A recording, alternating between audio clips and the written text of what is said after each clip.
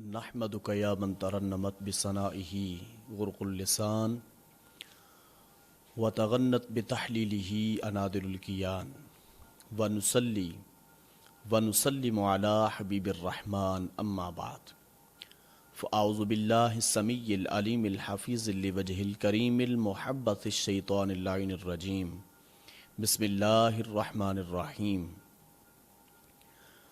क़ुल ला अस्अलुकुम अलैहि अजरन इल्लल मवद्दत फ़िल क़ुरबा सदक़ल्लाहुल अज़ीम इन्नल्लाह व मलाइकतहु युसल्लूना अलन नबी या अय्युहल्लज़ीना आमनू सल्लु अलैहि व सल्लिमू तस्लीमा अल्लाहुम्मा सल्लि अला सय्यिदिना व मौलाना मुहम्मदिन व अला आलि सय्यिदिना व मौलाना मुहम्मदिन व बारिक व सल्लिम सल्लि अलैहि।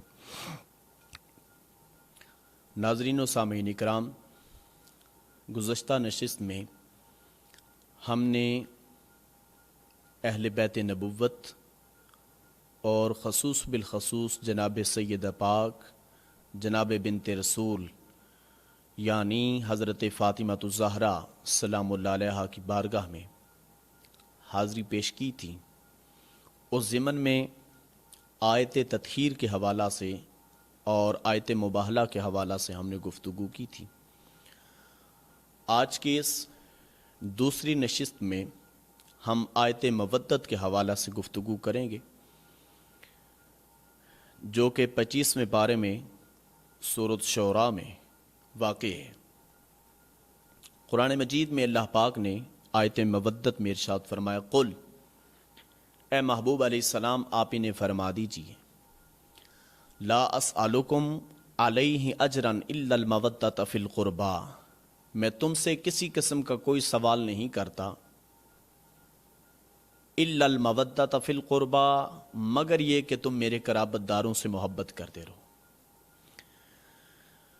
बारी बारी इन तमाम अल्फाज की डेफिनेशन करूँगा ताकि बुनियादी जो नुक्ता निगाह है वो आप तक अय्यां हो सके।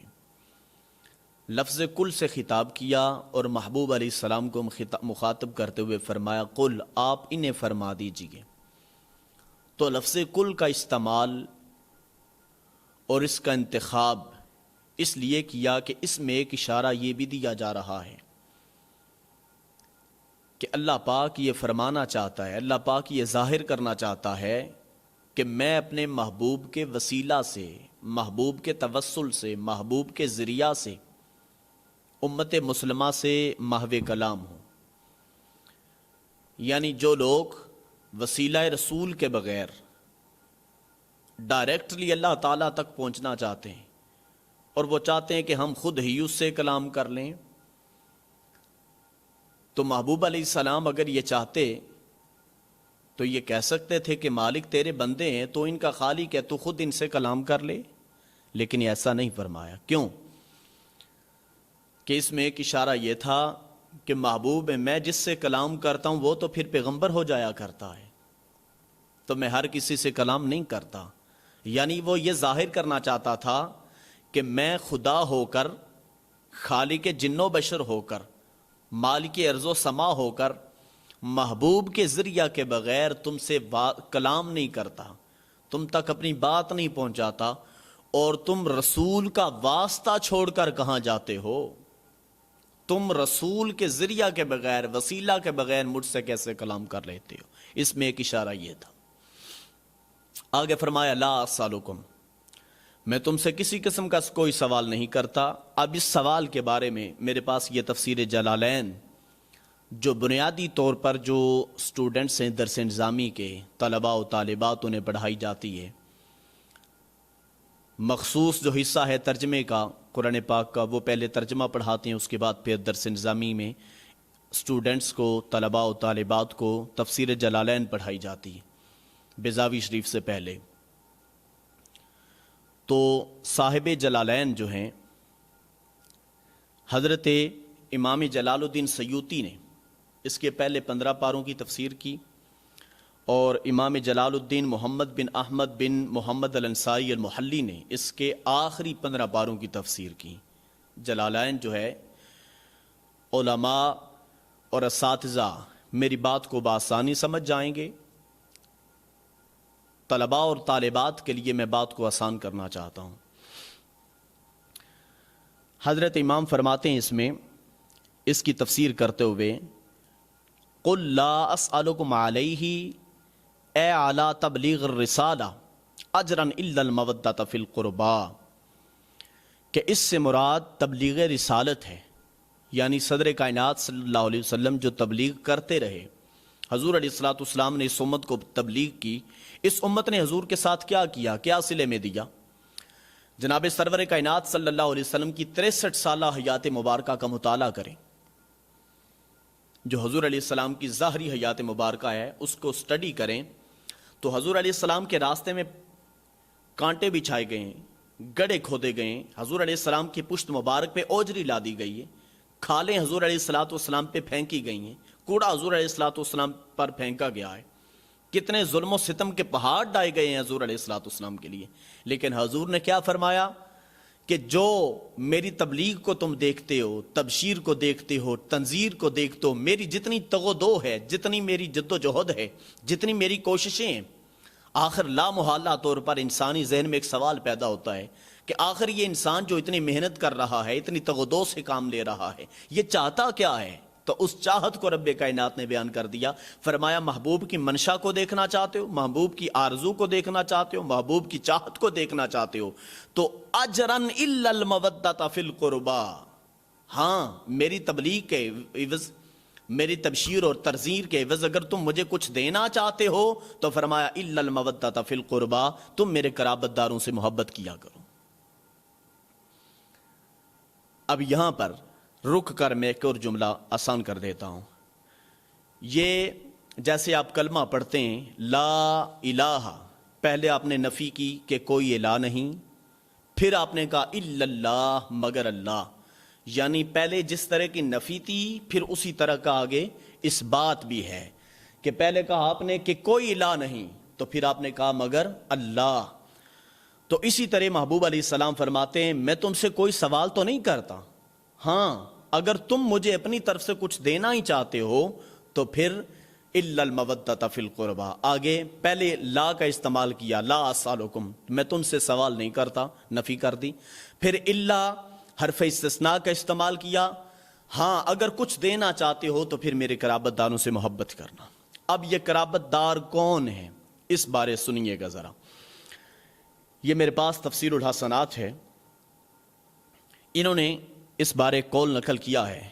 کہتے ہیں کہ اہل قرابت اور قرابت داروں سے مراد حضرت مولا کائنات مولا علی شیر خدا، جناب سیدہ فاطمۃ الزہرا، جناب حسنین کریمین علیہم السلام، ان چاروں نفوسان قدسیہ کا ذکر کر کے کہتے ہیں یہ اہل بیت نبوت اور یہ اہل قرابت ہیں.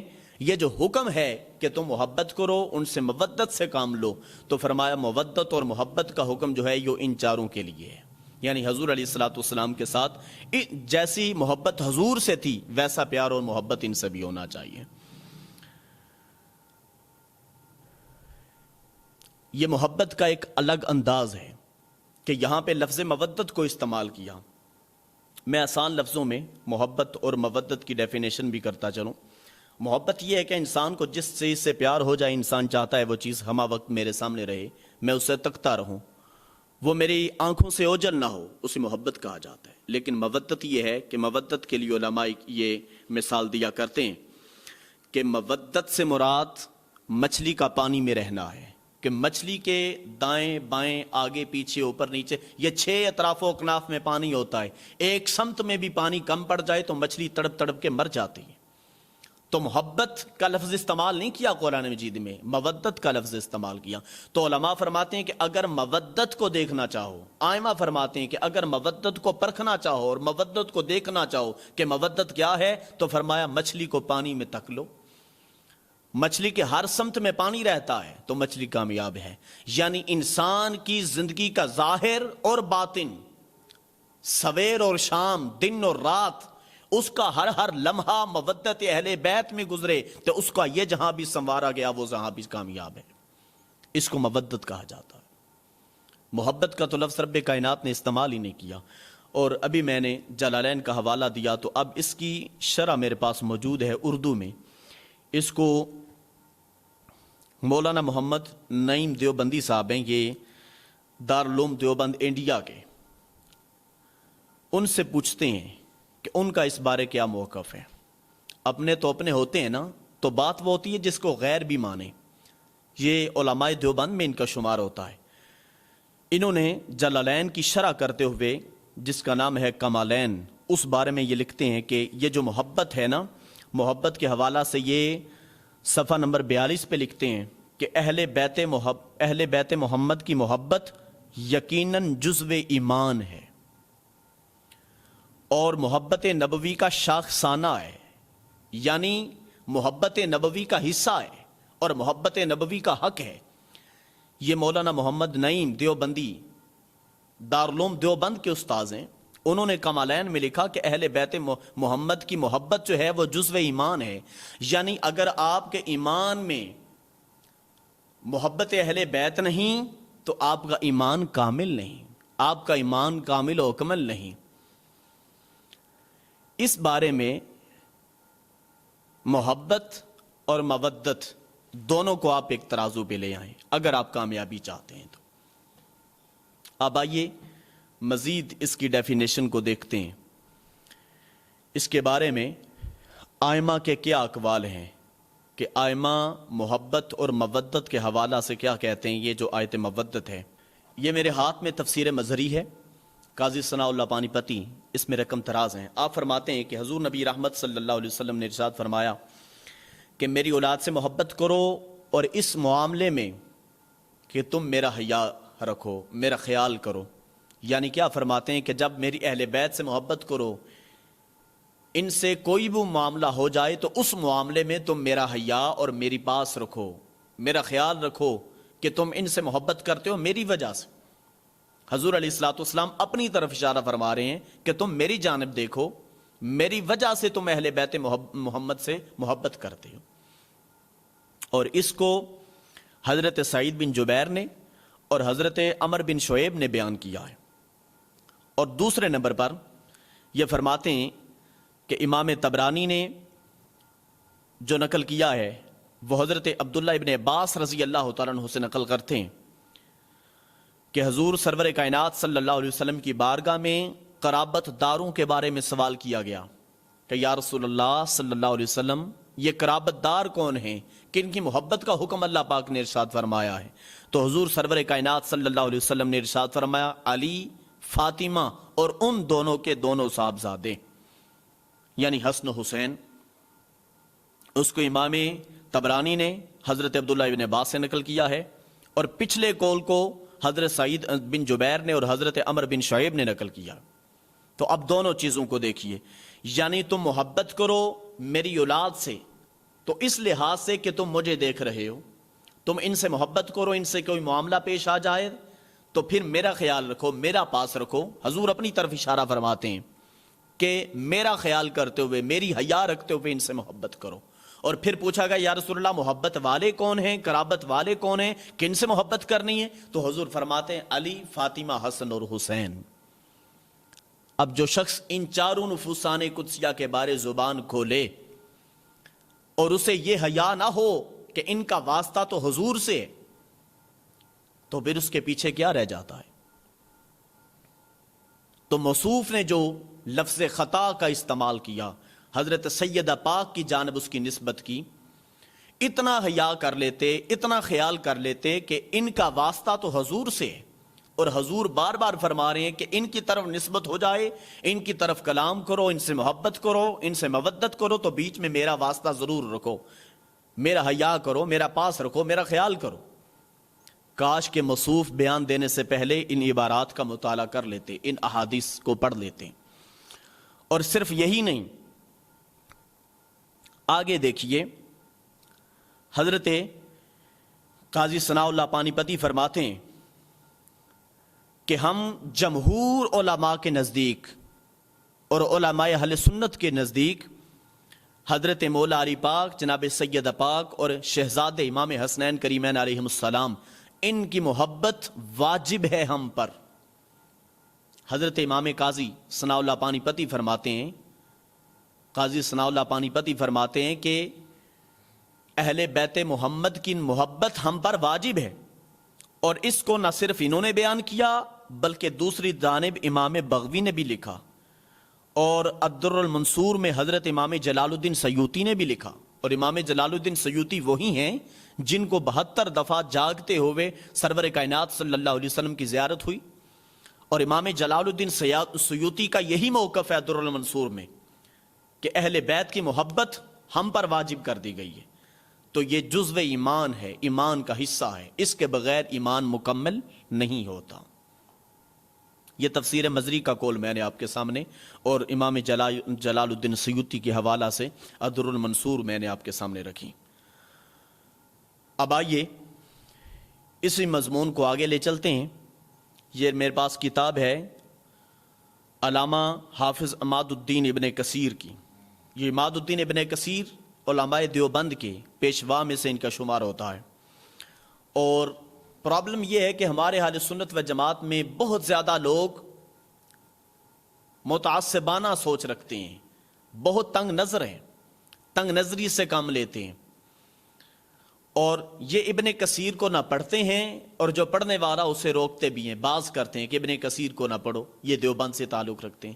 تو ایسی بات بے شک ہے، لیکن یہ بات میں کلیئر کرتا چلوں کہ حافظ عماد الدین ابن کثیر وہ ہستی ہیں، وہ مفسر قرآن ہیں جنہوں نے علامہ محب تبری کے بعد سب سے بڑا احادیث کا مجموعہ تفسیر میں جمع کیا ہے، وہ حافظ عماد الدین ابن کثیر ہے۔ تو علامہ ابن کثیر تفسیر ابن کثیر میں کیا لکھتے ہیں؟ آپ فرماتے ہیں کہ ہم مانتے ہیں کہ ان کے ساتھ احسان اور سلوک اور ان کے ساتھ اکرام و احترام ضروری چیز ہے، یعنی کن کے ساتھ؟ علی، فاطمہ، حسن اور حسین علیہ السلام۔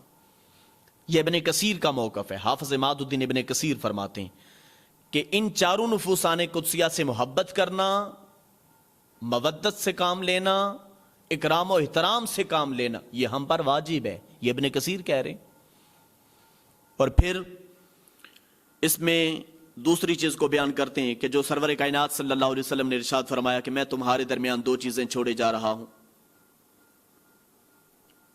ایک اللہ کی طرف سے تحفہ ہے، وہ ہے کتاب اللہ، دوسرا میری طرف سے تحفہ ہے، وہ ہے میری اہل بیت۔ یعنی جب تم کتاب اللہ کی جانب بڑھو تو پھر اللہ کا حیا کرو، اور جب اہل بیت کی جانب زبان کھولو تو پھر میرا حیا کرو۔ یہ دو تحائف تمہارے درمیان چھوڑے جا رہا ہوں۔ اس پہ تھوڑا سا اگر غور کر لیں، تھوڑا سا اگر، ایک تحفہ اللہ کی طرف سے ہے، وہ ہے کتاب اللہ، اور دوسرا تحفہ نبی علیہ السلام کی طرف سے، حضور علیہ السلام کی اہل بیت، حضور علیہ السلام کے اہل بیت گھر والے جناب سید پاک، جناب مولا علی پاک اور حسنین کریمین۔ تو اس میں انسان کو اتنی حیا کر لینی چاہیے کہ جو تحفہ حضور اپنی امت کو دے رہے ہیں، بھئی آپ کے استاذ، آپ کے پیر و مرشد، آپ کے بڑوں میں سے کوئی آپ کو تحفہ دیں، گفٹ دیں، تو وہ کوئی نارمل سا ہوگا؟ نہیں، بہت قیمتی ہوگا، آپ کے لیے انتہائی امپورٹنٹ ہوگا، اہم ہوگا، آپ اس کی قدر کریں گے، اس کو اپنی جان سے زیادہ عزیز رکھیں گے۔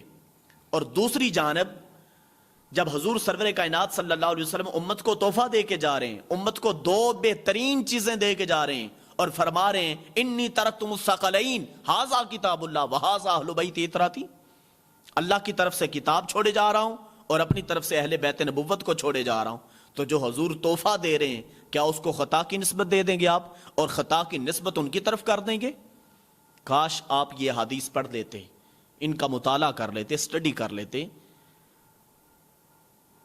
ان کی طرف زبان کھولنے سے پہلے ادب کو پڑھ لیتے، ادب سیکھ لیتے کسی سے۔ اب اس بارے میں تاجدار صداقت خلیفہ اول بلا فصل بالتحقیق جناب حضرت ابوبکر صدیق رضی اللہ تعالیٰ عنہ کا قول نقل کرتا ہوں، اس قول کو کوٹ کرتا ہوں۔ اس کو حافظ عماد الدین ابن کثیر نے تفسیر ابن کثیر میں لکھا ہے۔ حضرت ابوبکر صدیق فرماتے ہیں حضرت مولا علی سے، دونوں اکٹھے تھے، حضرت ابوبکر صدیق نے جناب مولا علی پاک سے کہا کہ میں لوگوں کے ہاں یہ امیج دے رہا ہوں لوگوں کو، اور لوگوں کو اس بات کی طرف لا رہا ہوں کہ تم میرے قرابت داروں سے محبت کرنے کے بجائے حضور کے قرابت داروں سے محبت کرو، تم میرا لحاظ رکھنے کے بجائے حضور کا لحاظ رکھو۔ یعنی مجھے سب سے عزیز بات یہ ہے کہ تم میرے رشتہ داروں سے اتنی محبت نہ کرو جتنی محبت اہل بیت نبوت سے کرتے ہو۔ اور میں لوگوں کو تبلیغ کرتا ہوں، لوگوں کو اس طرف بلاتا ہوں اور دعوت دیتا ہوں لوگوں کو، اور اس بات کا حکم دیتا ہوں کہ تم اہل بیت نبوت سے محبت کرو۔ یہ حضرت ابوبکر صدیق کا قول حافظ معد الدین ابن کثیر نے نقل کیا ہے۔ اور آگے چلیے، حضرت ابو ذر غفاری سے حضرت ابن کثیر نقل کرتے ہیں کہ حضرت ابو ذر غفاری کہتے ہیں رسول عربی صلی اللہ علیہ وسلم نے ارشاد فرمایا، تم میری اہل بیت کی مثال دیکھنا چاہتے ہو تو اہل بیت کی مثال مثل نوح علیہ السلام کی کشتی کے ہے، اور جو اس میں چلا گیا اس نے نجات پا لی، اور جو اس میں داخل نہ ہوا وہ ہلاک ہو گیا۔ حافظ معد الدین ابن کثیر حضرت ابو ذر غفاری سے یہ روایت نقل کرتے ہیں، اور میں اس کو کوٹ کر رہا ہوں کہ حضور سرور کائنات صلی اللہ علیہ وسلم نے ارشاد فرمایا، اہل بیت نبوت کی مثال کشتی نوح علیہ السلام کی مثال ہے، یعنی جو اس کشتی میں بیٹھ گیا وہ کامیاب ہوا، اور جو اس میں نہ بیٹھا وہ دنیا میں غرق ہو گیا۔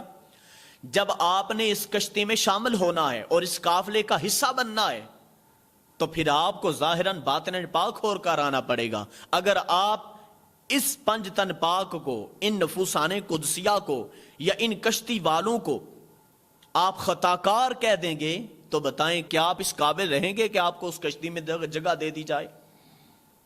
اس حدیث کو پڑھیں، اس کو سمجھیں۔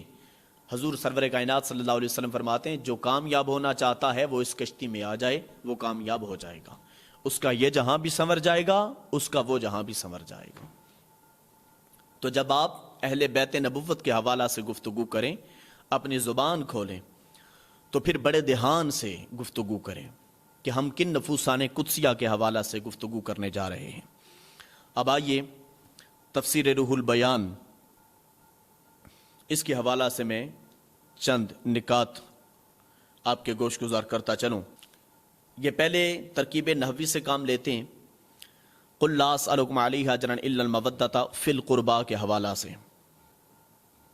آپ فرماتے ہیں کہ یہاں مضاف جو ہے وہ محذوف ہے، یعنی میں تم سے صرف اپنی قرابت والوں کی مودت چاہتا ہوں، اور چاہتا ہوں کہ تم ان کو اذیت نہ دو۔ اور اس میں